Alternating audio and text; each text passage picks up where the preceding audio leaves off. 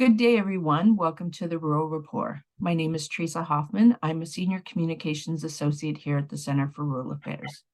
In 1973, a group of rural Nebraskans came together with a shared passion. Concerned about the loss of economic opportunity in agriculture and the decline of rural communities, they founded the Center for Rural Affairs. From a base in Northeast Nebraska, the center has built a program to address the challenges of rural residents, engaging closely with them to build a better future and create vibrant rural communities. 50 years later, our policy work spans the nation and is focused in Nebraska, Iowa, South Dakota, and Minnesota. Our on-the-ground work with communities, small businesses, and farmers takes place in Iowa and Nebraska. And we lend to small businesses and homeowners in Nebraska. We do this work because we believe that no matter where you live, you ought to have access to opportunity. My guest today has been part of that work from nearly the beginning.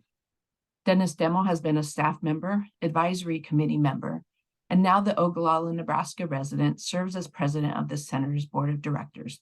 Dennis, thank you for joining me today. Good morning.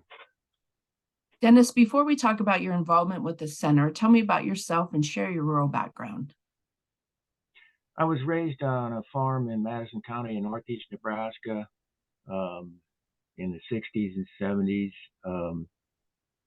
I really enjoyed the farm and working with my family on various activities.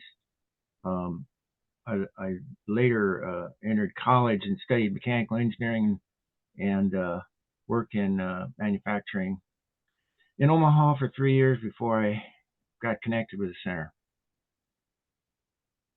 Great. You have shared with our staff that you have been intrigued by the center since its inception. How so, and how did you first learn about the center? Well, as I indicated, I really loved the rural background and was always looking for some place that was providing good support for it. I remember in my early years on the farm, looking around the community and seeing these farmsteads that disappeared and people leaving, and it seemed like there was a loss of population in rural areas, and then I felt it was really a beautiful place to be, and so the center seemed to be a place that offered some support for what I was interested in. And how did you first learn about and get involved? I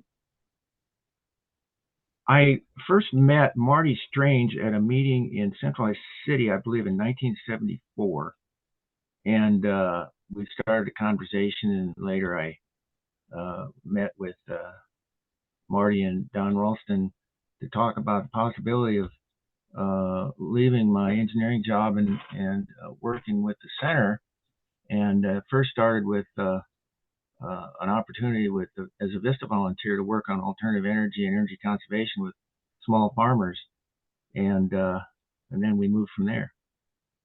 So you worked for the center from 1975 to 1983. Tell me what the center looked like then in those early years and what your role was. Well, there was a lot of research into the business of outside investors investing in farmland, particularly in the sand hills, and putting in center pivots. And the first study that came out was Wheels of Fortune to look into that whole aspect of outside investors. Then there was a study on concentration in the hog industry, with who will sit up with the corporate sow, banking industry, where have all the bankers gone, and the need for credit for beginning farmers and existing farmers in those years. But what we did, or that I participated in, was the Small Farm Energy Project in Hartington and Cedar County, working with small farmers in alternative energy and energy conservation. And I was there for those years that you mentioned, and that was a really great experience working with those folks in Cedar County. Let's talk about your involvement with the center now. What made you want to stay active after you left as a staff member? Well, there's always this attraction to the activity that's going on with the center, and what can we do to continue to make rural areas and those families more successful in what they want to do. So you are now currently the board president. So tell me what that role involves. Well, it's a lot more than presiding over the meetings. I like to stay in touch with the executive director, Brian, on a regular basis. One of the concerns we have in governance is creating succession plans for the officers and make sure there's good succession for the future. Keeping track of the calendar, and of course, we do a review with the executive director and arrange for salary for each year. So that's another issue with working with the board on those topics. So there's an old saying, the more things change, the more they stay the same. From your perspective, how has the center's mission changed in 50 years? Well, it seems to me that perhaps the context has changed, but the mission stays the same. In other words, we work with small, conventional family farms in the early years, whereas today the activities are oftentimes with new folks, veterans, women in agriculture, small business development, immigrants, Native Americans with gardening and that kind of thing. But the mission and effort is still to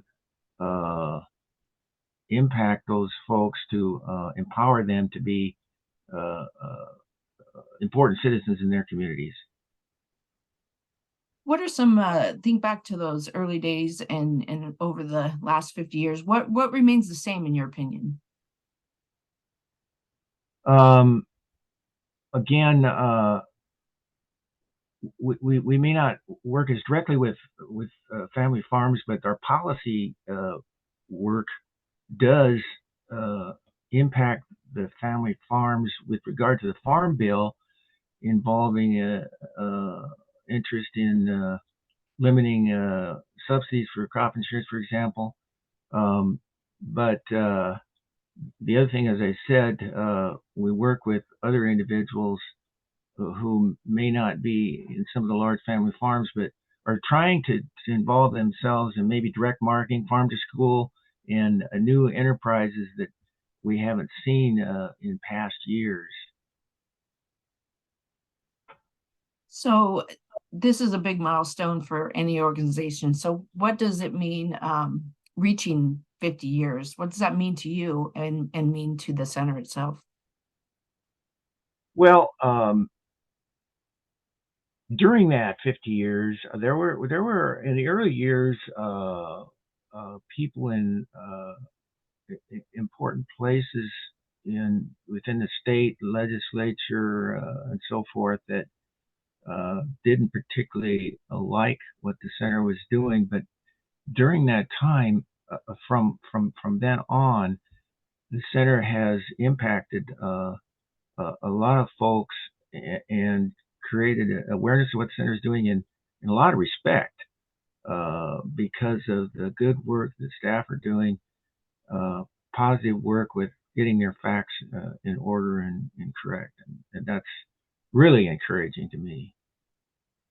So it's got to be satisfying for you from, your work in the beginning to kind of see this reaching this milestone.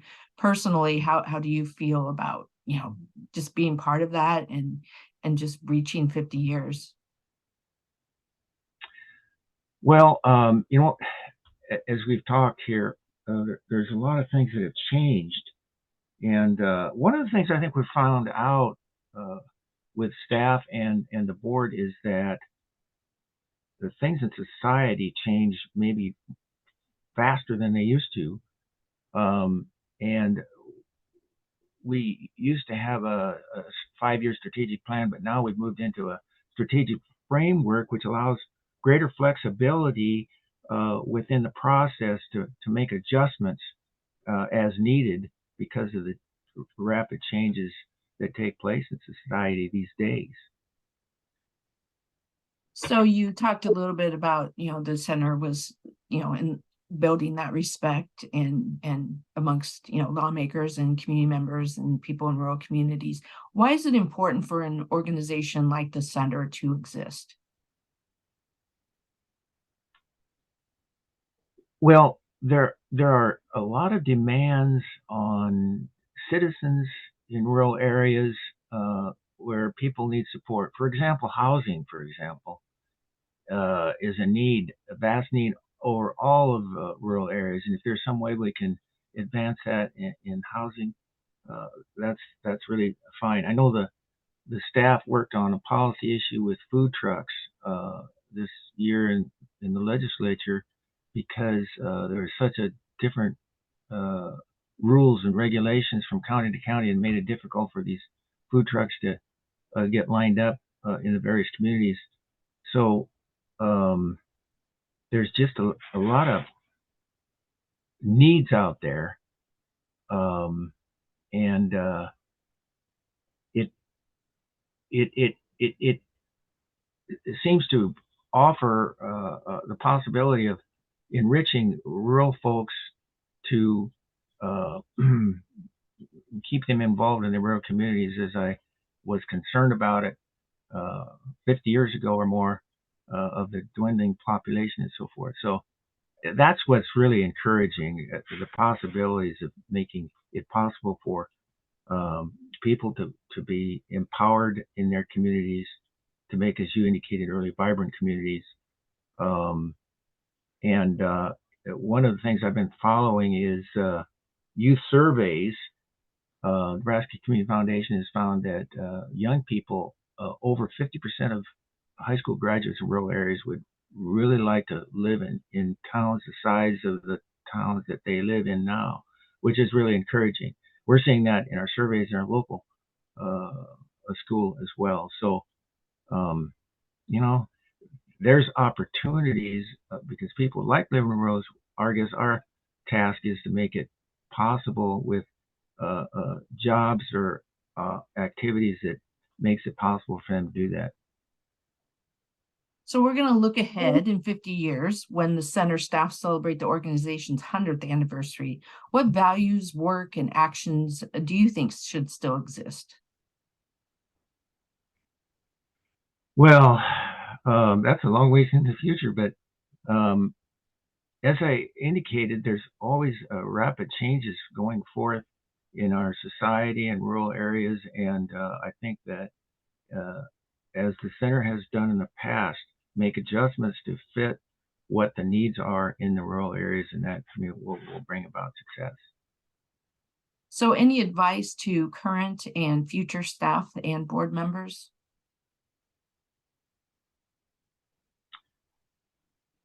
Well, stay tuned and become and maintain the education in what's going on around, and be involved, particularly in the policy issues, as well as working in local communities as to what the needs are, and again, bringing about those vibrant communities, as you mentioned earlier.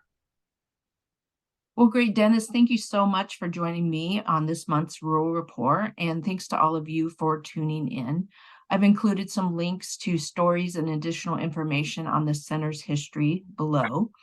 If you'd like to learn more about the center, please visit our website at cfra.org. Have a good day, everyone.